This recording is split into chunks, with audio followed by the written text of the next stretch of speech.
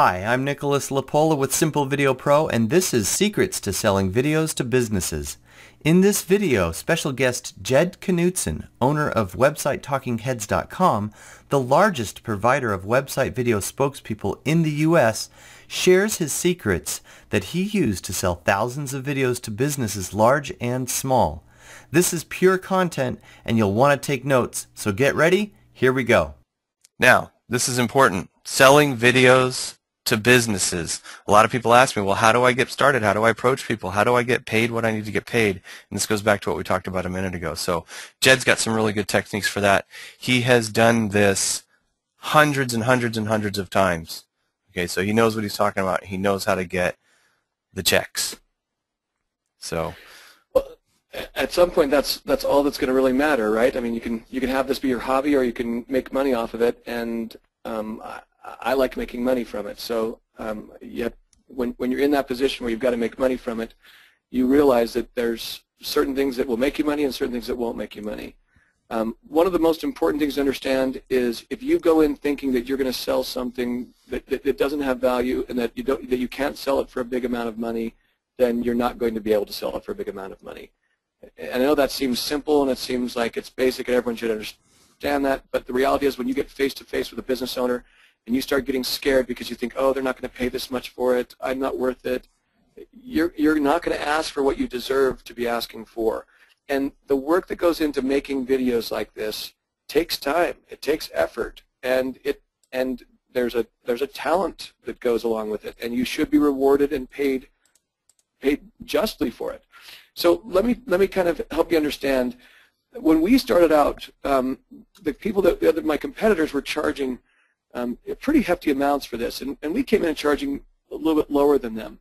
But the videos that we're talking about, if you were to go to a regular studio in your local town and say, hey, I want to hire you guys out for a few hours, and I want you to get an actor for me to come in, and I'm going to need you to film this, and I need you to put it on your green screen studio, and I need you to make sure the right sound is there and it's lit correctly and all that kind of stuff.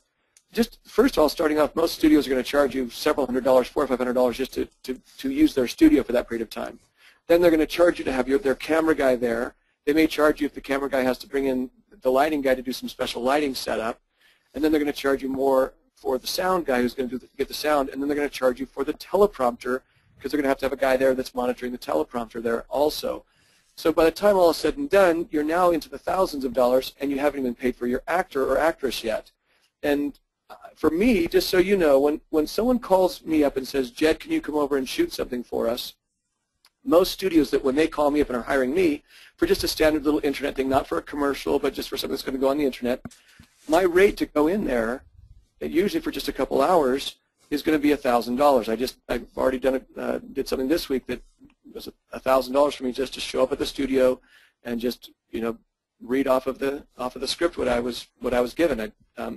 So it can be very expensive if you're just going down to a local studio and hiring someone to create a video like this.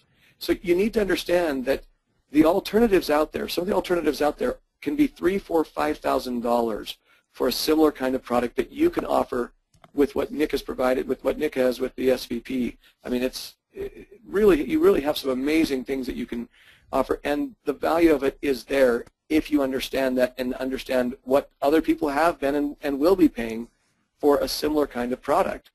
So if you can understand that and go in with that attitude, that it's probably worth a lot more than what you think it is, then you'll be able to ask for the higher number. Then it's much easier to go down than it is to go up in price.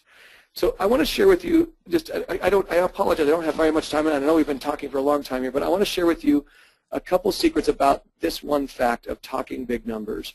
And this has nothing to do with video, but I'm an entrepreneur, and I'm always trying to increase my knowledge and understand things and understand how people think. And I want you all to write down the name of a book that you should read if you are involved in selling at all. And this is not a sales book. It's a book about how our brain works. And the name of this book, and you can look it up on Amazon, is called Thinking Fast and Slow. Thinking Fast and Slow. Oh, there you got that. So it's called Thinking Fast and Slow.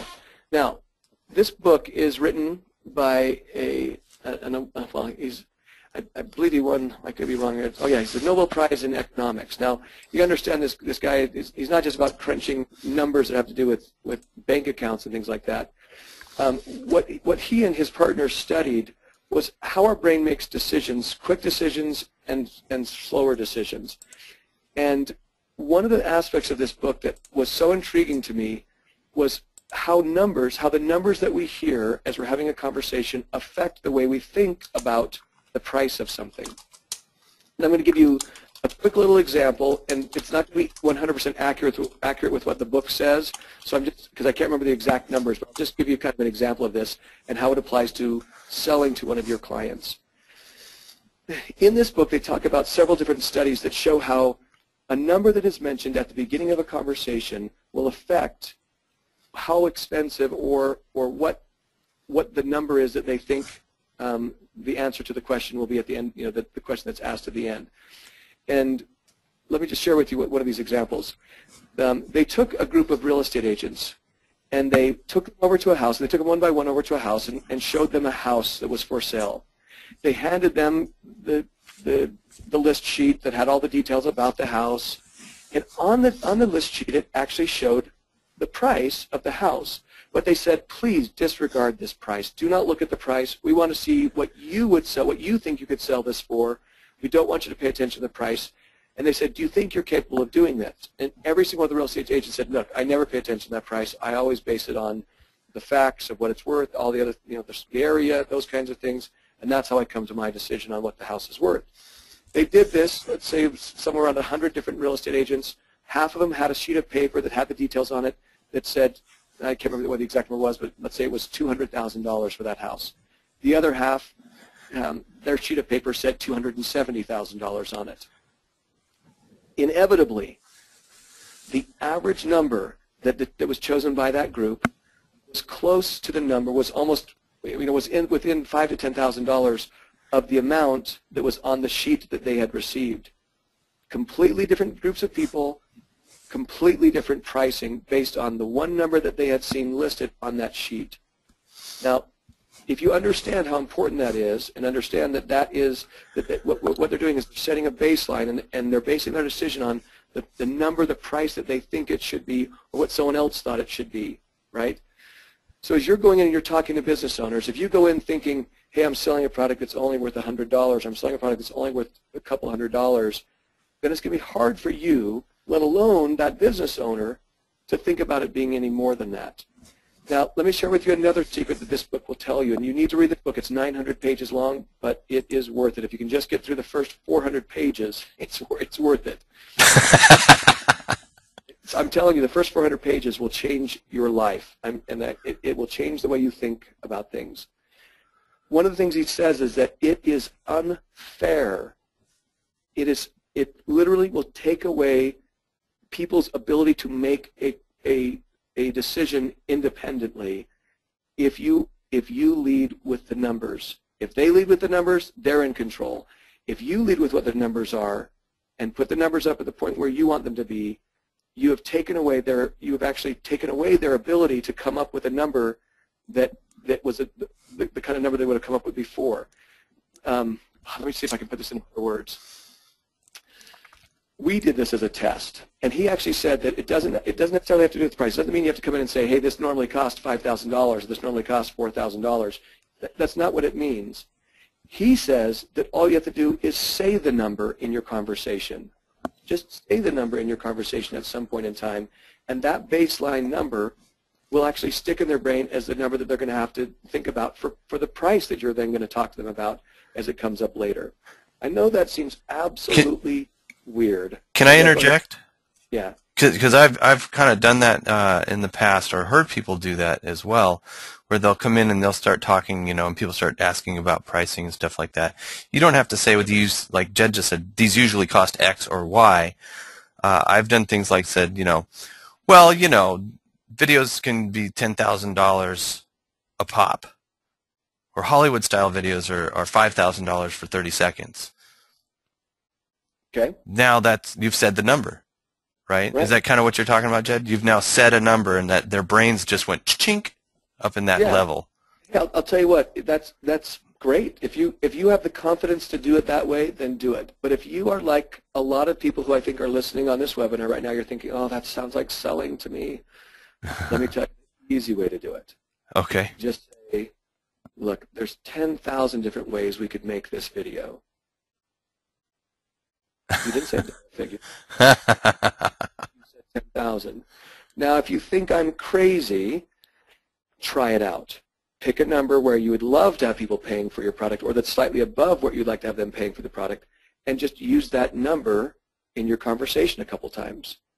When I first read this book, we had been struggling with helping our sales team and myself to realize that we could sell things for more than a couple $1,000 or more than $1,000. I mean, we were always kind of stuck in our little price range, and we were having a hard time breaking out of that price range. And so I instructed our sales team, and this was I had read this at the end of November a couple years ago, and I thought, let's just test out this little secret. It can't hurt, right? And I was telling Nick about this last night. That month, in our conversations that we'd have with people, we would say that phrase, you know, there's 10,000 things, 10,000 ways we can make your video. There's 10,000 different kinds of videos we could make for you. Let's talk about what you want, and then we can come up with something, one of those 10,000, that would work best for you. I literally had to stop people from giving me $10,000. And I was telling Nick about it. I had a client that literally wanted to buy $10,000 worth of videos from me. He didn't even know what he wanted. He just so badly wanted to spend $10,000 with me that I backed up and said, look, let's start with 2 of those videos instead of 3 of them, because they were big, massive videos that had all kinds of graphics, effects, and things like that that we were selling in the $3,000 to $4,000 range. And so I knew what the 2 of them would be. I didn't know what the 3rd one would be, and I didn't want to be biting off too much too soon, because I'm one of those guys that's chicken too. I'm chicken like everyone else is. So, but that proved to me that this works. It also proved to me, because that month, December, is our slowest month of the year, because everyone is doing all of their Christmas stuff, and they're buying all the stuff for their family and friends, and blah, blah, blah, and they just don't have the money at that point in time. We practically doubled what we had done over every previous December.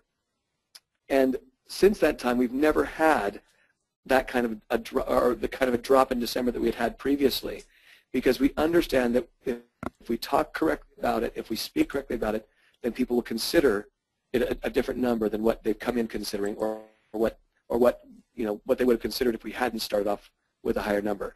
I hope that's helpful for you guys. I know it seems like crazy voodoo magic stuff, and the reality is, it is. It works. It works like voodoo magic. Just start talking the bigger numbers. Throw them in, even if it has nothing to do with the price, but start talking about numbers where you would like to be the numbers that you'd like to be charging for your video, and that's their baseline number that their brain has to start making decisions on. So there you go. All right. I got a million things I'd like to say. Okay. Yeah. Yeah.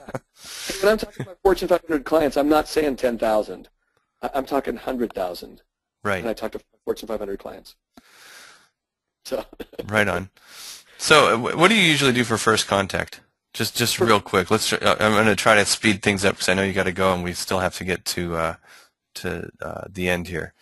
First contact, I do what every good salesperson does. I try to understand what their goal is as a business and understand what they want to achieve on their website, and if they're trying to stick out from the crowd.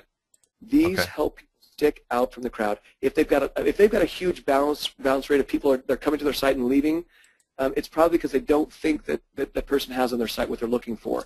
And I help them to see how this person on their site that can pop up and start talking to them can direct people through their site, that can show them the button that someone's missing or that someone's not seeing. I mean, I've had people show me their website and say, "Isn't my website great? Now click on the buy button." And I'm like, "What button are you talking about?" The buy button, it's right there. I don't see it. Where are you talking about? And it can be something that they think is totally obvious on their site that I can't see for the life of me, just because I don't know if it's because of the way it was designed, or just because I'm blind, or I don't know why, but I couldn't see what they were talking about. Well, they can point it out to me now and say, it's right over there to the left-hand corner. Well, if you're not there, sitting next to your potential visitors, to point out things on your website, that's what a spokesperson does. It can point out things on the site that you do not want them to miss. It can also make sure that they understand that they're at the right place. It can make sure that they feel comfortable there and they feel that it's a professional looking site. So those are some of the initial things I talk about in that first contact, is finding out the goals, finding out, if they want to stick out, and finding out, what happens on their site right now if they're getting tons of people that are leaving their site. Mm-hmm. So awesome. And once you can get that, if you can find that kind of thing, then you can talk to them about how a spokesperson can help direct their visitors to the places on their website that you want them to go. That's the phrase you want to use. A spokesperson helps direct your visitors to the places on your site you need them to go. It can give them, it's like sitting down next to your visitor while they're on your site. Now, if you think about it this way, if you sat down next to a friend of yours who's looking at your website, and think about it as I'm talking to a business owner, if you have a friend of yours sitting down looking at your website, you're going to have a hard time not saying something to them, trying to point out to them where the buttons are, because you're going to see that they're not going to all the buttons that you think they're going to. Excuse me, just a second. I need just a little bit of water. Actually, talking about what Jed was just talking about, Simple Video Pro actually does this very well, because you can have multiple walk-on or multiple website spokespersons on your website, and they trigger when people get to certain areas of the content. It's just going wrong. Right. Sorry about that. I hear you got someone trying to get your attention in there, so let's not belabor this stuff. Before we do this, can I share my secret? Yes. The camera secret? Yeah. Yes, please. So here it is. And if you've got good editing software, this is not a big deal. One of the things that you can do with your camera, and I know this is going to seem weird, but one of the ways to get more information from your camera is a simple little trick that anyone can do. If you're shooting someone lengthwise, cameras are not lengthwise, they're horizontal. So you have more space, so you're losing a lot of information on the sides, right? Mm-hmm. Tilt your camera over and shoot vertically instead of horizontally. Now you're going to have to, you're just going to have to go out a little bit, so you have to have them keep their arms in a little bit closer. But when we've had our main camera go into the shop or something, we've had a lower end camera, we've actually just tilted it onto the side and shot it that way, and then in editing we just flip it back.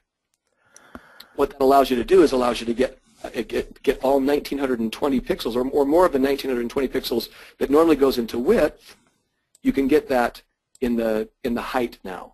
So now you have more of those pixels that are being used for the person, for the subject, instead of being wasted on the transparency, wasted on the green screen. I love it. You can turn your HD camera into a 4K camera just by doing that. That's genius right there. Never. That's wow. Thank you. It's one of those dumb, simple things. It's so easy. This.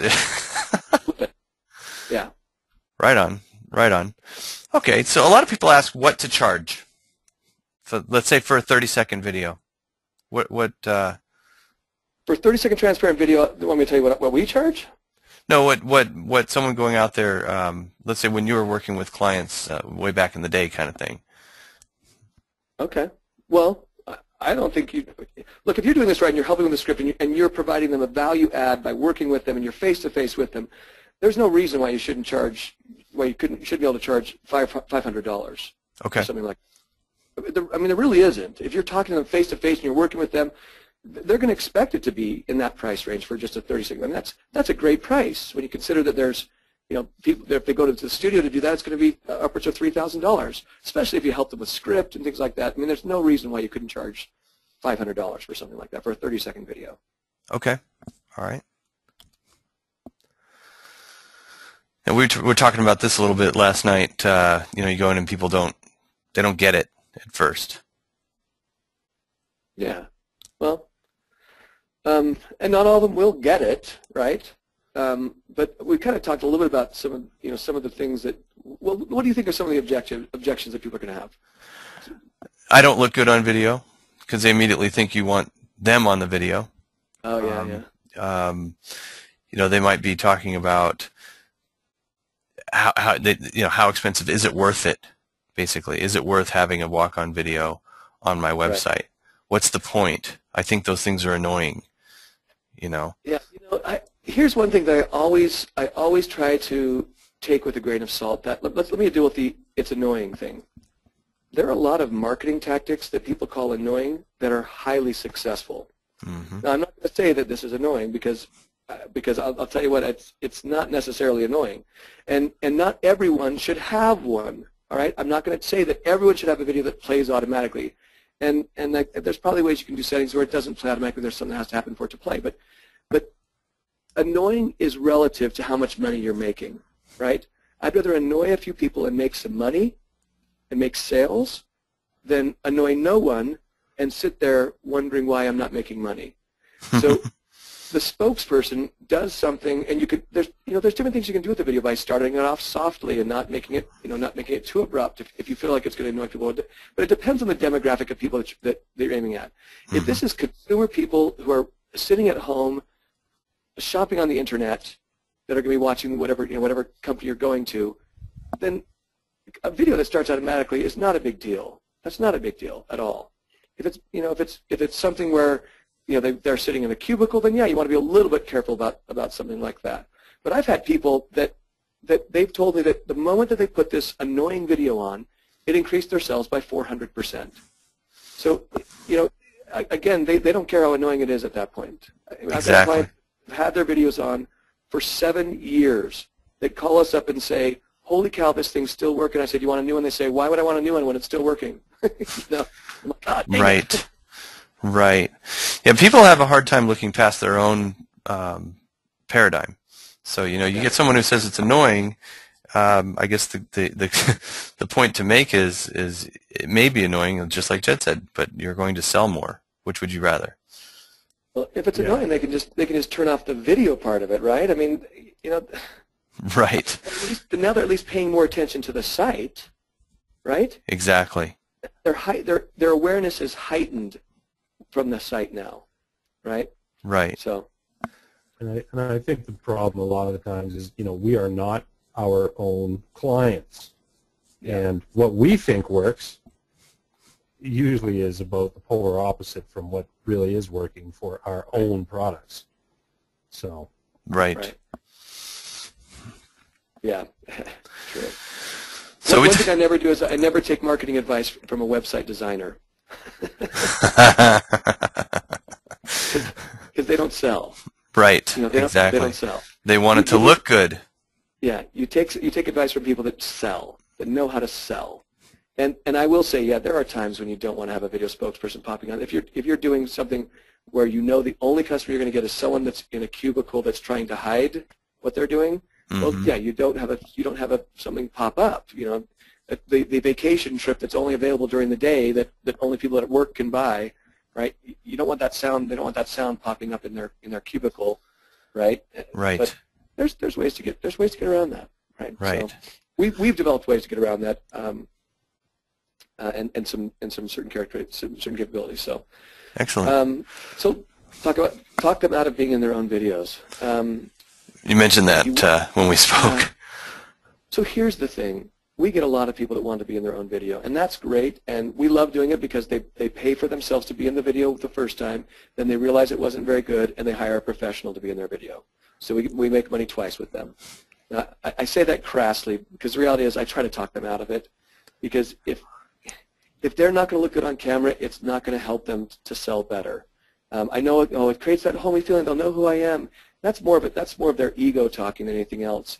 And so I really try to help them understand that big professional companies use professional actors for a reason. They use professional actors because professional actors know how to share emotion. They know how to tell a story. They know how to look good and share information with a viewer. And they're professional because people like them, and they've been able to make money at it, and they're obviously successful at representing another company.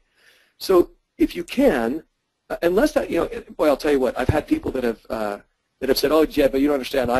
I speak in front of crowds. I do this all the time." And we've put them on camera and filmed them, and oh my heavens, number one, not only does it take 10 times longer then it takes one of our professionals to do it. But afterwards, it's hard for us to edit it because they're making mistakes. They're not used to doing it. They may scratch their nose halfway in between.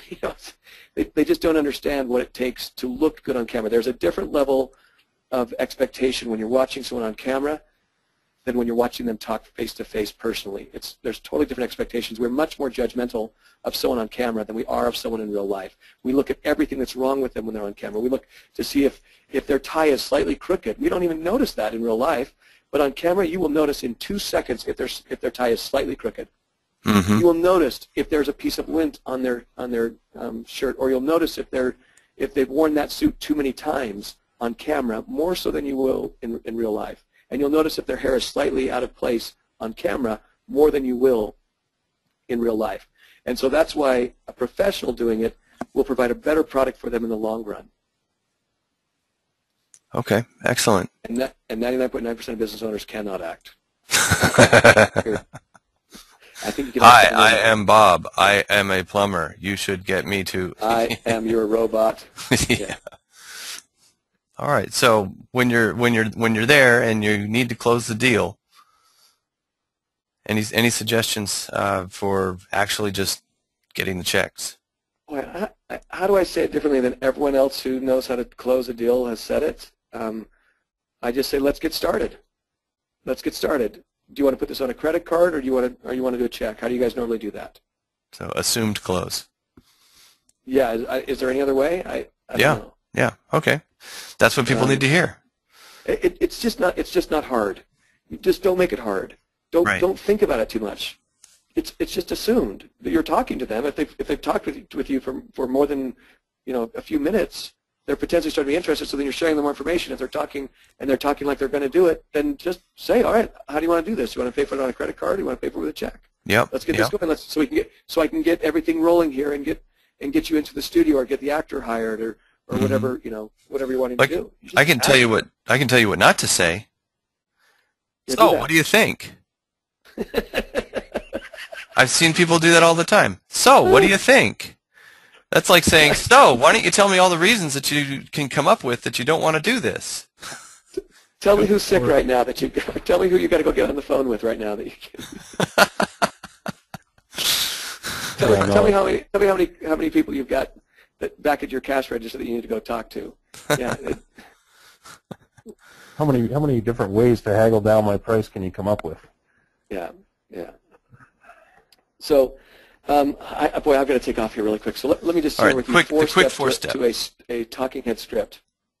Okay, here they are. Number one, the first thing that you've got it in a script. Now, when someone comes to a video like this, they need to know that they're at the right website. So whether you're saying, if you're looking for blank, you've come to the right spot. It could start off like that, right? Or it's some kind of statement that identifies where they're at and what they're looking for, and that it's awesome in some way, shape, or form, right? If you're looking for the best of this, then you've come to the right spot. Something like that. The second thing that needs to be said, and we're talking about a 30-second to 60-second script here. The second thing that needs to be said is then a clarification of who you are and what you do. In sales, we would call this the features area. If you're talking to a carpet cleaner, it's, they would describe, hey, we clean your carpets inside and out, whether stairs, rooms, et cetera, et cetera. What it is that makes them different, what it is that makes them stand apart. Step 3 is what's in it for them. Is it going to make their life better in some way? Is it going to make them money? Is it going to make them money, save them time, or make them happy? Those 4 things. Is it going to make them money? So make them money, save them money, or save them money? Is it going to save them time, or is it going to make them happy?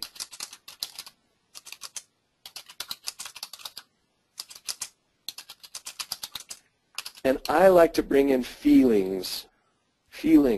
So is it going to make their life? Is it going to make it so that they can, spend more time with their kids and enjoy life more. Whatever, I don't know, whatever it is. Right. But everything has something like that that causes an emotional feeling. So what is that emotional feeling that they're going to receive by participating in this service or product, right? And your fourth step in a script like this is your call to action. What is it that you need them to do next? While they're sitting on that website there, what do you want them to do? Do you want them to click on this button over here so they can go and learn more? Do you want them to click on the Buy Now button? Do you want them to read what's on the screen? Do you want them to watch the next video? What do you need them to do next? If you don't tell them, they will not know, and left up to their own devices, they may leave. So tell them what's going to be the best thing they could do next. It could be pick up the phone and call us right now. We're ready to answer your questions, right? Hey, if you're confused, call us. If you have questions, call us. We're here to help you. That's the most important thing you've got to do in there is after you've made them feel emotion, tell them what to do now. Oops.